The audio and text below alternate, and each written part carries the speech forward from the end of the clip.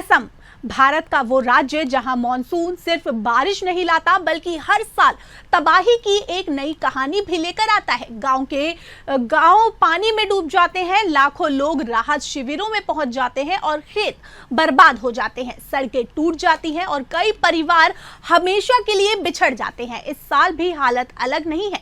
लगातार बारिश और ब्रह्मपुत्र समेत कई नदियों के उफान ने असम के बड़े हिस्से को अपनी चपेट में ले लिया है। लेकिन सवाल सिर्फ इतना नहीं है कि बाढ़ क्यों आई। सबसे बड़ा सवाल यह है कि आखिर हर साल वही तस्वीर क्यों दोहराई जाती है। क्या ये सिर्फ प्राकृतिक आपदा है या इसके पीछे प्रशासनिक और पर्यावरणीय कारण भी है। असम में लगातार हो रही बारिश ने सामान्य जनजीवन पूरी तरह से अस्त व्यस्त कर दिया है। ब्रह्मपुत्र, बराक और उसकी सहायक नदियां खतरे के निशान के ऊपर बह रही हैं। राज्य के कई जिले बाढ़ की चपेट में हैं।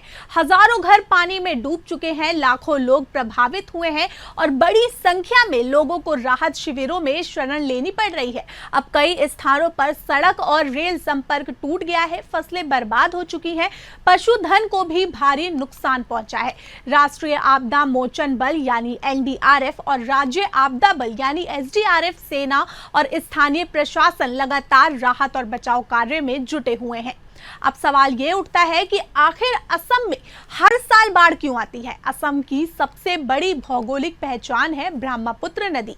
ये दुनिया की सबसे विशाल और सबसे अधिक तलछट यानी सिल्ट लेकर अपने आने वाले नदियों में से एक है। अब तिब्बत से निकलकर अरुणाचल प्रदेश होते हुए ब्रह्मपुत्र असम में प्रवेश करती है। मॉनसून के दौरान हिमालय में भारी बारिश होती है। नेपाल, भूटान, अरुणाचल और ऊपरी इलाकों से आने वाला पानी कुछ ही दिनों में असम पहुंच जाता है। ब्रह्मपुत्र की चौड़ी धारा भी इतनी अधिक मात्रा में पानी को संभाल नहीं पाती और नतीजा नदी अपने किनारे तोड़ देती है और आसपास के इलाके जलमग्न हो जाते हैं। अब सबके मन में ये सवाल जरूर आता है कि आपदा के लिए क्या सिर्फ बारिश जिम्मेदार है। तो विशेषज्ञ मानते हैं कि केवल बारिश की बाढ़ की वजह नहीं है। नदियों में लगातार बढ़ रही सिल्ट की मात्रा भी इसका सबसे बड़ा कारण है। हिमालय से आने वाली मिट्टी नदी के तल में जमा होती रहती है, इससे नदी की गहराई कम हो जाती है और अब कम गहराई का मतलब थोड़ा ज्यादा पानी आते ही नदी किनारा छोड़ देती है। अब इसके अलावा अवैध अतिक्रमण, बाढ़ क्षेत्र में निर्माण, वनों की कटाई और वेंटिलेट्स के खत्म होने से पानी के प्राकृतिक बहाव में भी बाधा आती है। अब पानी प्राकृतिक कारणों के साथ साथ मानवीय गतिविधियां भी बाढ़ को और भयावह बना सकती है। अब विश्व प्रसिद्ध काजीरंगा राष्ट्रीय उद्यान भी हर साल बाढ़ की चपेट में आता है। गैंडे, हिरण, हाथी, जंगली भैंस और अन्य वन्यजीव सुरक्षित स्थानों की तलाश में हाईवे और गांव की ओर निकल पड़ते हैं। कई जानवर तेज बहाव में बह जाते हैं, कई सड़क दुर्घटनाओं का शिकार हो जाती हैं और वन विभाग लगातार रेस्क्यू अभियान चलाता है, लेकिन हर साल बड़ी संख्या में वन्यजीव प्रभावित होते हैं। बाढ़ सिर्फ घर नहीं डुबोती, ये पूरी अर्थव्यवस्था को प्रभावित करती है। हजारों हेक्टेयर कृषि भूमि बर्बाद हो जाती है, धान, सब्जियां और दूसरी फसलें नष्ट हो जाती हैं, दूध उत्पादन प्रभावित होता है, छोटे कारोबार बंद हो जाते हैं, बच्चों की पढ़ाई रुक जाती है, स्वास्थ्य सेवाओं पर दबाव बढ़ जाता है, पीने के पानी का कमी और जल जनित बीमारियों का खतरा भी बढ़ जाता है। अब मामले पर सरकार क्या कर रही है, ये सबसे बड़ा सवाल है। अब राज्य सरकार और केंद्र सरकार ने राहत और बचाव अभियान तेज कर दिया है।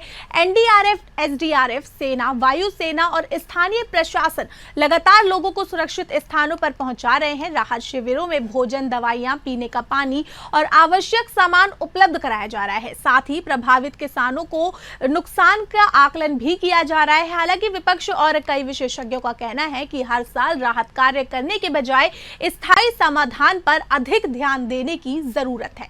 अब इस बाढ़ का क्या कोई स्थायी समाधान संभव है? इस सवाल पर विशेषज्ञों का मानना है कि सिर्फ तटबंध बनाना पर्याप्त नहीं होगा। जरूरत है नदियों के वैज्ञानिक प्रबंधन की, सिल्ट मैनेजमेंट की, वेटलैंड्स के संरक्षण की, कैचमेंट एरिया में बड़े स्तर पर वृक्षारोपण की और आधुनिक फ्लड फोरकास्टिंग सिस्टम को और मजबूत बना लेगी। इसके अलावा बाढ़ प्रभावित इलाकों में बेहतर शहरी और ग्रामीण योजना बनाना भी जरूरी है, ताकि हर साल लोगों को अपना घर छोड़ने की नौबत ना आए। असम में बाढ़ कोई नई कहानी नहीं है, लेकिन हर साल लाखों लोगों का विस्थापन, किसानों की बर्बादी, बच्चों की पढ़ाई पर असर और वन्य जीवों की मौत ये सवाल जरूर खड़ा करती है कि क्या हम केवल राहत कार्यों तक सीमित रहेंगे या स्थायी समाधान भी तलाशेंगे। ब्रह्मपुत्र असम की जीवन रेखा भी है और सबसे बड़ी चुनौती भी। जब तक नदी प्रबंधन, पर्यावरण संरक्षण, बेहतर जल निकासी और वैज्ञानिक बाढ़ नियंत्रण पर